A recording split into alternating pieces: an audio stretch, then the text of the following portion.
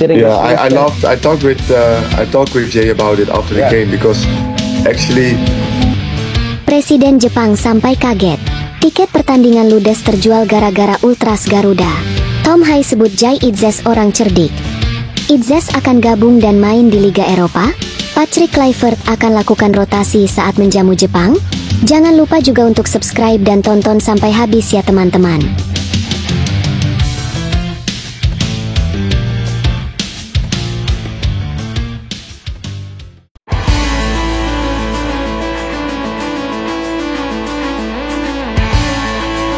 Jay Itzes berpotensi main di Liga Eropa bersama Bologna musim depan. Jay Itzes tengah menjadi sorotan di dunia sepak bola Eropa setelah menunjukkan performa yang konsisten selama musim 2024-2025 bersama Venezia dan Timnas Indonesia. Nama bek muda ini kini masuk dalam radar beberapa klub besar, termasuk Bologna, klub yang baru saja menjuarai Coppa Italia dan dipastikan berlaga di Liga Eropa musim depan. Meski kontrak Jay Itzes dengan Venezia masih berlaku hingga 2027, situasi timnya yang terdegradasi ke Serie B membuka peluang transfer yang cukup besar. Venezia harus rela turun kasta setelah hanya mengumpulkan 29 poin dan menempati posisi ke-19 di klasemen akhir Serie A. Kondisi ini membuat pemain berbakat seperti Itzes mempertimbangkan langkah baru untuk tetap bermain di level tertinggi. Bologna sendiri dikabarkan serius mengincar jasa Itzes.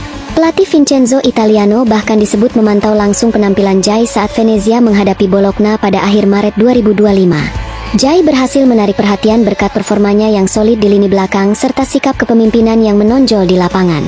Sepanjang musim ini, Itzes telah tampil dalam 35 pertandingan Serie A dan mencetak 1 gol. Belum termasuk penampilannya di Coppa Italia di mana ia juga berhasil menambah 1 gol. Kontribusinya tak hanya di sektor bertahan, tetapi juga saat membantu serangan, menjadi nilai tambah yang membuatnya semakin menarik bagi klub-klub papan atas.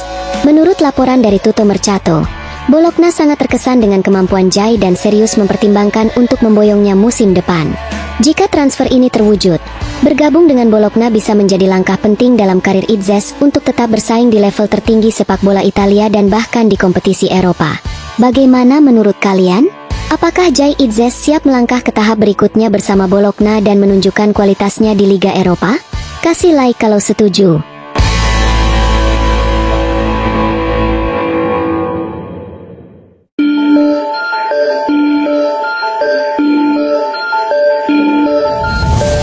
Suasana di Osaka, Jepang tengah memanas dengan gelora luar biasa menyambut kedatangan timnas Indonesia yang bersiap menghadapi Jepang dalam babak kualifikasi Piala Dunia 2026 zona Asia. Antusiasme para supporter dari kedua negara begitu kuat hingga tiket pertandingan di Stadion Panasonic Suita City ludes terjual dalam hitungan menit. Bahkan membuat situs resmi penjualan tiket JFA sempat down akibat lonjakan permintaan.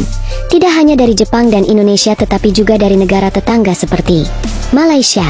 Sekitar 3.000 tiket yang dialokasikan khusus untuk pendukung Indonesia habis terjual, menandakan besarnya dukungan terhadap Garuda di luar negeri. Presiden JFA, Tsuneyasu Miyamoto, menyatakan kekagumannya atas sambutan hangat dan euforia yang muncul. Melihat hal ini sebagai bukti bahwa sepak bola mampu menyatukan bangsa dan membangun hubungan persahabatan lintas negara. Sehingga pertandingan ini bukan sekadar kompetisi melainkan momentum persatuan dan perayaan semangat olahraga yang menginspirasi. Bagaimana menurut kalian? Bagikan pendapat kalian di kolom komentar.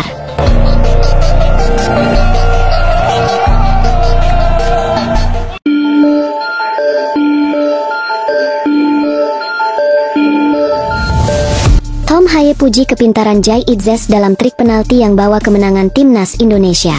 Kemenangan tipis 1-0 timnas Indonesia atas Cina pada laga di Stadion Utama Gelora Bung Karno menjadi sorotan tak hanya karena gol penalti Ula Romeni, tetapi juga karena pujian yang datang dari Tom Haye untuk sang kapten Jay Itzes. Haye mengungkapkan kekagumannya terhadap kepintaran Itzes dalam menangkap situasi di lapangan dan menilai langkah cepat yang diambil rekannya itu sebagai bentuk strategi yang sangat cerdas. Dalam kanal YouTube pribadinya, Haye menyebut dirinya sempat ingin melakukan hal serupa, menunjukkan bahwa apa yang dilakukan Itzes memberikan inspirasi bahkan bagi rekan setimnya sendiri. Ia juga menegaskan bahwa seluruh tim sebenarnya sudah mengetahui siapa yang akan menjadi eksekutor penalti. Namun kecepatan dan ketepatan Itzes dalam mengambil inisiatif justru membuat lawan kehilangan fokus. Jay sangat cepat menguasai bola dan memanipulasi momen itu dengan cerdas. Ini bukan hanya soal teknik, tapi juga strategi. Saya pikir hal seperti ini perlu diapresiasi, ujar Haye. Menurutnya, Kecerdikan seperti itu mencerminkan kualitas kepemimpinan sejati di atas lapangan. Bukan hanya soal peran sebagai kapten, tapi juga bagaimana seorang pemain bisa mengatur permainan secara mental. Pujian Haye tersebut menjadi gambaran bahwa sosok Itzes tidak hanya dihormati sebagai pemimpin, tapi juga sebagai pemain yang tahu kapan harus mengambil keputusan penting demi kepentingan tim.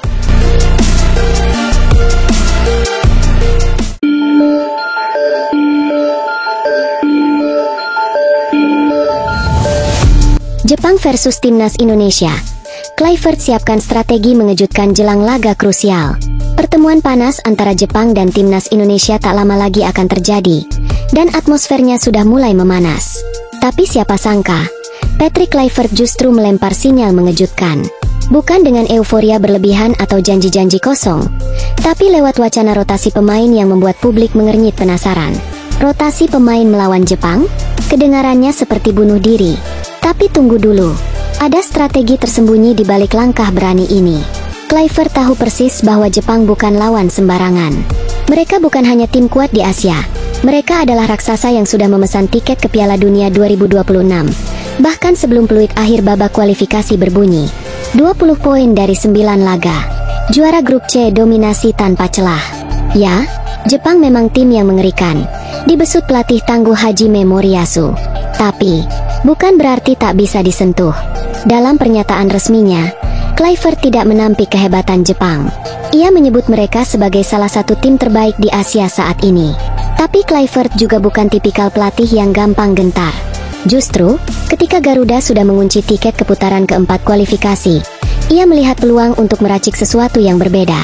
Kita lihat saja nanti, ujar Kluivert dengan nada santai namun penuh makna. Ia membuka kemungkinan akan mengistirahatkan beberapa pemain utama demi memberi panggung kepada wajah-wajah baru. Bukan karena meremehkan Jepang, tapi karena dia percaya, tidak ada tim besar yang lahir dari rasa takut. Dengan 12 poin dari 9 laga, Indonesia kini nyaman di posisi keempat dan tak lagi bisa dikejar oleh Bahrain maupun Cina. Jadi, kenapa tidak mencoba hal baru? Langkah ini tentu mengundang komentar. Ada yang menganggap ini nekat, ada juga yang menilainya jenius. Tapi satu hal yang pasti, Patrick Kluivert sedang membentuk karakter tim. Bukan hanya kuat di lapangan, tapi juga berani menghadapi tekanan. Dan bukankah itu yang dibutuhkan untuk melangkah lebih jauh di level dunia? Jadi, siap-siap saja. Laga melawan Jepang bukan sekadar pertandingan biasa.